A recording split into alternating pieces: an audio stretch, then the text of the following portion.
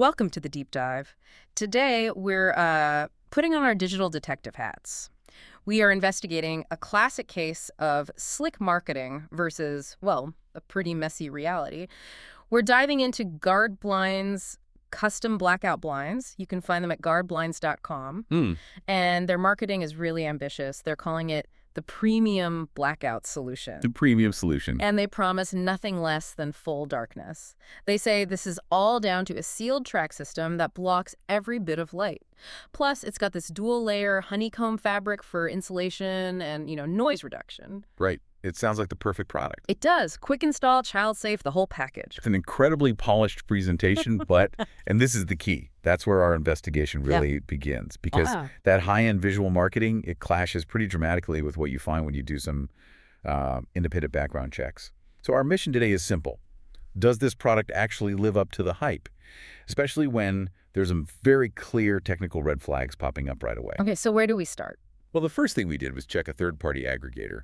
We used Scam Advisor, which is a key tool for this stuff. And guardblinds.com came back with a very low trust score. That, right there, should make you pause. A low trust score. What's behind that? A couple of things. The domain is brand new, only about a year old. And critically, the site's ownership information is completely hidden. That lack of transparency, that's a serious indicator of risk for any new e-commerce site. That technical warning is, it's tough to ignore. But let me just push back on that a little bit. Wait for it. If this was just some fly-by-night operation, why would they go to all the trouble of making the platform look so legitimate? They have detailed sizing guides, specific installation steps. They even feature customer photos. That's a real investment. That's a great point. And I agree, they definitely spent money on the presentation. So doesn't that negate some of the risk? I'd argue it almost heightens the suspicion. Why invest in all those details only to actively hide who you are? Interesting. If we connect the dots, it suggests you will probably get a product. This doesn't look like a completely fake, take your money and run kind of scheme. The fascinating thing here is that the high-end marketing seems designed to distract from the fundamental risk, the fact that the product and, the support structure might be unstable. Okay, so we have a slick website that's failing the basic background check. What happens when people actually put their money down? What's the customer experience like? It's messy. Messy how?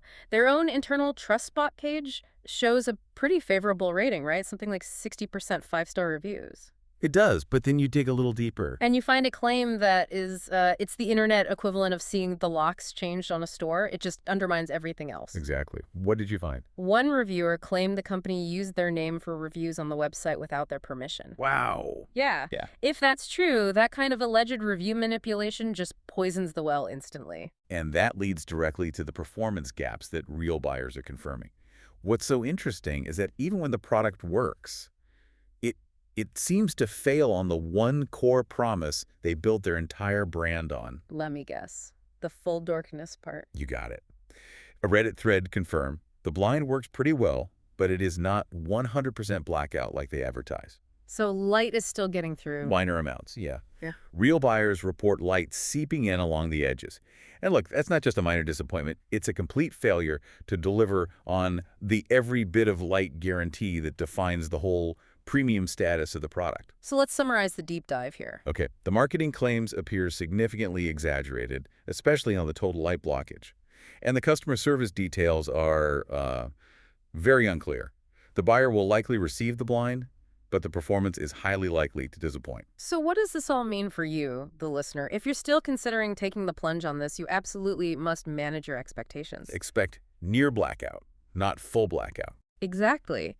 And critically, because that risk is tied to the hidden ownership, you have to prioritize using a payment method that supports strong buyer protection, something like PayPal or a good credit card, just in case you need to challenge the transaction later on. And I think this all raises a really important question for all of us navigating today's market.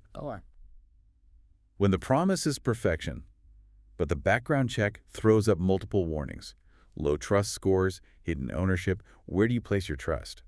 When is that promise of absolute flaw-free performance actually worth the risk? That's something worth thinking about next time you see a beautifully polished product online.